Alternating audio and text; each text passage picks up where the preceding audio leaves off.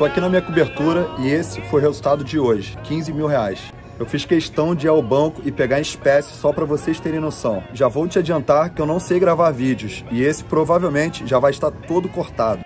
O que mais tem na internet é 7-1 programado para te enganar. Essa é a grande verdade. Gente que não tem resultado nenhum e quer vender milagres na internet. Nunca nem saíram do Brasil e moram debaixo do teto da mamãe. Eu posso ser um desses 7-1? Posso. Talvez eu até seja. Como é que vocês vão saber? Fale o seguinte, galera. Entre no meu Instagram. Europa é minha segunda casa. Vou todo ano para Grécia, Paris, Tailândia, Estados Unidos e sempre muito bem acompanhado. Meus amigos, não tenho carro, não gosto de dirigir, tenho apenas jatos e helicópteros. Meu nome é Diego Aguiar e há anos todos querem saber o que eu faço. Imploram para andar, trabalhar comigo e ter a minha vida. Eu tenho uma boa notícia. Agora você também pode. Sou amigo de famosos no mundo todo. Whindersson, Orochi, Ludmilla, Anitta, Post Malone, Taiga, Dennis DJ. Então vamos lá, vou revelar o meu segredo. Trabalho com o mercado financeiro há mais de 10 anos, já estou aposentado há mais de 5. Faz o seguinte, meu amigo, se você acha que isso tudo é uma grande mentira, sai do meu site agora, faz esse favor pra mim. É o seguinte, eu vi muito safado 7-1 vendendo cursos ridículos na internet e eu nunca vendi nenhum curso de nada. Eu ganho dinheiro do mercado e não vendendo cursos. Estou aqui hoje para mudar tudo isso. Vou te entregar conteúdo de qualidade e não vou estar ganhando nada com isso. Presta muita atenção como tudo isso vai funcionar. Meus traders fazem operações no mercado de opções. Sempre que eles forem fazer uma operação, eles vão mandar para vocês copiarem apenas clicando em um botão. Resumindo,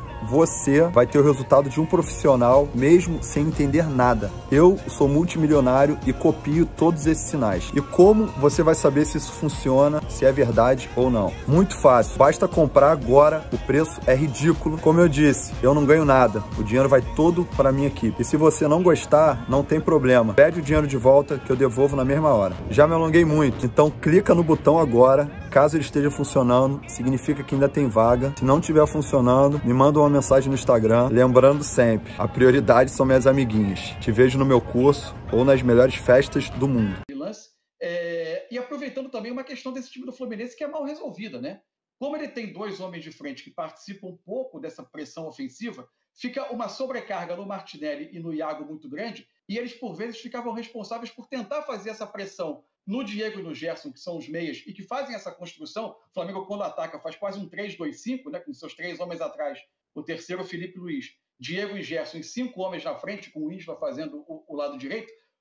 Sempre que Iago e Martinelli tentavam fazer essa pressão do Gerson, o espaço que se criava entre linha de defesa e os dois foi por onde trabalhou Everton Ribeiro, foi por onde o Gabigol caiu para lançar a bola que originou o primeiro pênalti. O Flamengo explorou demais por ali. Era uma vantagem enorme para o Flamengo, até sob o ponto de vista do posicionamento dos times em campo, além da categoria e da qualidade dos jogadores, que o Flamengo levou no primeiro tempo.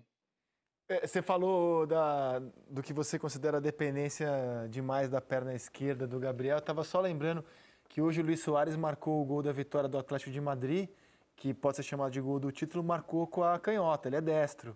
O Soares é um jogador que finaliza muito bem com as duas pernas. Você acha, como o Mansur, que o Gabriel é um jogador de uma...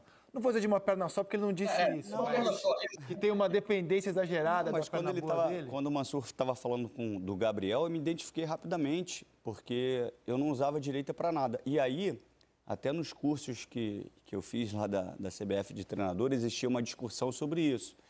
E aí, alguns professores falando sobre a importância de você usar a perna que não é predominante. E aí foi o meu questionamento, porque desde a categoria de base, eu sempre treinei a perna direita também. Né? A forma de treinar era diferente, né? A gente fazia muito treino de fundamentos. Hoje os treinos são colocados mais nos treinos sistêmicos, então você... teoricamente, os professores acham que você vai fazer repetição técnica dentro dos joguinhos. E naquela época tinha muita repetição de movimentos, né, dos treinos analíticos. E aí o que acontecia, André? Quando eu tinha que fazer o movimento com a perna direita, o domínio que tocava na minha perna direita, é aquela questão que eu falei uma vez, quando tu entra na tua casa, tu sabe onde está o interruptor? Se tiver tudo apagado, tu sabe onde está. Se eu entrar lá, eu não sei, porque eu nunca fui na tua casa, aí eu me perco. É a questão do domínio com a perna que não é predominante. Se eu vou fazer o domínio com a perna direita, o meu cérebro demora tanto a passar a informação, eu vou até fazer o domínio, mas eu já perdi toda a ação do que eu tinha que fazer. Né? Eu não consigo raciocinar a jogada. Então, eu, por ser tão canhoto, eu já automatizei um movimento que ele é muito mais rápido do que se eu fizer com a perna direita. Quando a bola vinha na minha perna direita, eu já dominava com o dorso da perna esquerda, já vendo a jogada inteira. Então, assim, não é regra que você tem que fazer o domínio. É óbvio que seria excelente que se você soubesse usar as duas pernas.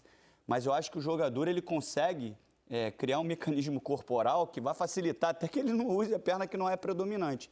Mas o que o Mansur falou do Gabigol tem sentido.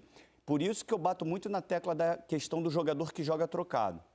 O jogador que joga trocado, para mim, ou o time tem que ter muitos movimentos organizados para que utilize a profundidade ou com lateral ou com meia que ultrapasse, porque naturalmente esse cara corta para dentro. Ou esse cara que joga trocado, ele seja muito diferente, como é o Messi. Né? No auge, o Messi jogava na direita, cortava, levava dentro do gol e finalizava. O problema é que você joga trocado, não cria mecanismos para você ter uma profundidade com a perna boa, o cara que joga trocado não faz a diferença, e o Gabigol trocado, na extremidade, como o Mansur falou, ele produz pouco, né? Por mais que ele trouxesse para o meio. Ali onde ele jogou hoje, onde ele fez a diagonal, ele fez numa zona mortal, ou ele fazia a diagonal para dar o passe para dentro da área, ou para fazer a finalização. De toda forma, eu acho que dá para afirmar, Mansur, como você falou, né, o Gabriel é muito mais do que um homem-gol.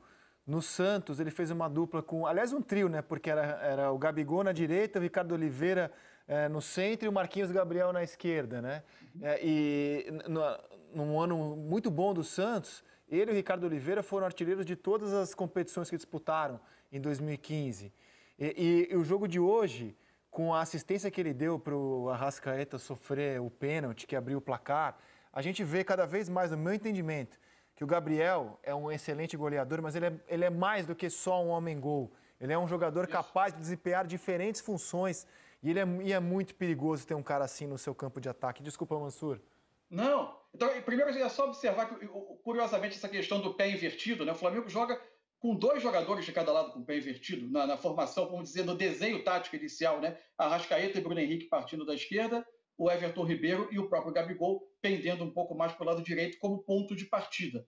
Mas essa questão do Gabigol é muito clara. Por isso, eu acho, uma das questões, a gente sempre tem que contextualizar tudo, até porque o jogo é uma atividade humana, né? O Gabigol, que tentou na Europa, fez uma primeira tentativa na Europa e acabou retornando, então, primeiro, é mais jovem, há um processo de amadurecimento, nem todo mundo tem a sua maturidade na mesma idade, nem todo mundo completa esse processo de maturidade da mesma forma, e também tem a maneira como você é utilizado. Né? Além, você pegar um treinador que consiga te compreender melhor. Eu imagino que o Pedrinho deve ter tido dezenas de treinadores na temporada e deve ter se identificado.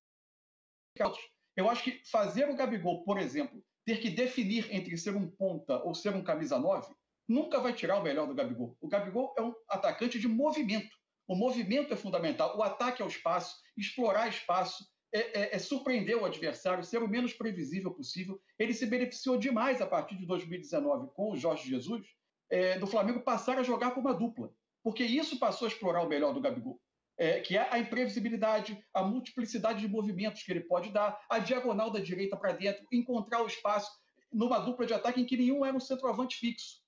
Por isso também que eu falo que, em tese, na teoria, Pedro e Gabigol até podem ser complementares, mas não é simples criar um contexto para que os dois consigam tirar o melhor dos dois. Por isso que, em geral, eu costumo dizer, 2 jogadores nota 8, não necessariamente a soma deles é 16. A soma pode ser até 20, mas ela pode ser 13 também. Agora, ó, você citou o Jorge Jesus em 2019, eu tenho certeza que quando torcedor do Flamengo olha até para a conquista desse ano, ele lembra de como tudo isso começou em 2019. A gente falava do Flamengo do Jesus em 2019 como um fato líquido e certo. Era um trabalho autoral, era o Flamengo do Jesus. Qual é o peso, na sua opinião, do Rogério Ceni nas conquistas do Brasileiro e do Estadual? Você considera já o Flamengo do Ceni ou você considera que o Flamengo é campeão porque tem um elenco espetacular? Não, eu acho que já tem alguma coisa do Rogério Ceni, óbvio. Mas esse lastro, principalmente de alguns princípios desse modelo de jogo do Rogério, que é parecido com o do Jorge Jesus, ele vem do Jorge. Eu acho que quando o Jorge Jesus chega, tem aquela dificuldade no jogo contra o Emelec, conhecendo o elenco, e ele muda a questão comportamental dos atletas, e quando eu falo isso, André, é porque a gente... Não é que as informações... Eu já peguei pesado sobre isso. Não é que as informações... elas fossem erradas, né? Mas naquela época cabia, né? Então, pô, você perde a bola, você corria para trás para proteger, ficar mais próximo do teu gol. E o Jorge chegou com pressão pós-perda. Os zagueiros que estão em cima da linha do meio de campo correm para frente também quando perdem a bola. Porque para o zagueiro, para a linha defensiva que está na linha do meio de campo, tua equipe está lá na frente, perde a bola, você ainda tem que correr para frente, não é comum, eles ficam muito distantes do gol, né? Então isso dá um medo, até você conseguir automatizar esses movimentos, que faz parte do modelo de jogo. Se a minha equipe está lá na frente, perde a bola, tem um espaço no meio, se eu não pressionar, vou deixar o cara virar e vou correr para trás, então tudo isso para você automatizar leva tempo.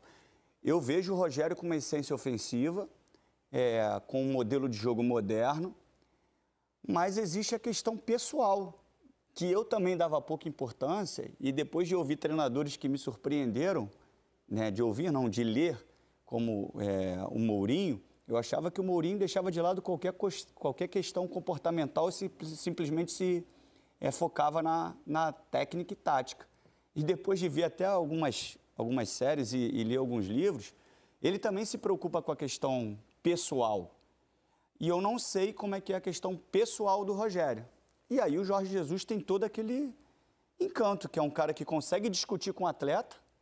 A gente vê até com o Rafinha, quando ele vai brigar com o Rafinha dentro do campo, e o Rafinha xinga ele xinga o Rafinha, ao mesmo tempo eles já saem abraçados. Ele era um cara muito carismático, conquistou e mudou o jeito do Flamengo de jogar, assim, de uma forma gritante, e isso trouxe um impacto muito grande para o torcedor. E eu não sei se o Rogério tem isso, se ele tem esse carisma, se ele tem esse feeling de tratamento com os atletas, mas o mais importante, que é a tática e a técnica, eu acho que ele tem. Mas o futebol tem outros acessórios que aqui no Brasil, que eu chamo de acessórios, que aqui no Brasil pesam muito, André. Como, por exemplo, o Gabigol, quando ele reclama toda hora que ele sai do jogo. Isso é uma questão que na Europa pode acontecer, mas não é tão comum você reclamar todos os jogos. Então, aqui tem algumas coisas que são culturais que têm um peso muito grande. Preleção motivacional. Isso tudo pesa muito ainda aqui. E a gente dá pouco valor para a questão tática e técnica. Então, a questão pessoal, ela tem uma força muito grande dentro do elenco e eu não sei como é que é o Rogério nesse dia a dia, né? O Pedrinho tocou num ponto excelente para debate aqui, Mansur. É verdade. O futebol é um jogo de relações humanas, né? Outra questão importante que eu acho, você coloca, além desse peso de você convencer o grupo, porque o futebol é um jogo de convencimento. Você precisa convencer os seus liderados de praticarem a sua ideia, né? E o Flamengo de 2019 era quase seguia-se o Jesus quase como uma religião, com perdão do jogo de palavras. Você sentia que tinha um grupo totalmente convencido. Mas, além disso, você precisa convencer também o meio externo, né? Eu fiquei muito impressionado com a entrevista do Rogério após o jogo contra a LDU no meio da semana, que ele era um homem num tom defensivo o tempo todo, porque ele parecia sentir essa pressão. De certa forma, eu acho que o Flamengo demorou, e acho que enquanto perdurar essa base de time no Flamengo, isso vai acontecer um pouco. O Flamengo, os times do Flamengo estarão sempre sob a sombra do desempenho da equipe de 2019. Porque a marca que ficou daquilo, e que é tão difícil de repetir, ou talvez seja irrepetível, ela é muito forte. Houve um casamento perfeito ali, os jogadores comprando a ideia, um treinador extremamente carismático, como disse o Pedrinho. Na época você tinha público nos estádios, a arquibancada também comprou a ideia, porque era uma torcida ansiosa por conquistas, e o Flamengo era um time que roubava a bola e ia muito rápido pro gol, aquilo parecia atender a uma arquibancada ansiosa. Enfim, o futebol tem muito do humor também que gira em torno de uma equipe, né? E por vezes a gente vê o Rogério parece um homem na defensiva mesmo, porque ele sabe que ele aparentemente não... E muito por uma insanidade nacional, não que ele seja totalmente o culpado disso, não. Ele sente que ele não conquistou totalmente esse ambiente ao redor do Flamengo, mesmo no meio externo. E isso faz muita diferença, assim. Você conquistar um grupo é uma essência. Acho que o Rogério também, isso é um outro ponto que a gente pode debater mais adiante, ele precisou de um tempo para se libertar de uma promessa que ele fez ao assumir, que era repetir o modelo de 2019, quando a ideia de jogo dele, o desenho inicial é parecido, mas a proposta de jogo, as movimentações do time, para mim, são diferentes. Não, e eu tô aqui viajando nessa questão dos aspectos pessoais, né? O Rogério é o jogador mais vitorioso da história do São Paulo, é o maior jogador da história do São Paulo, o maior ídolo. Como jogador, o Rogério era incontestável no São Paulo, mas como técnico ele foi mandado embora do São Paulo.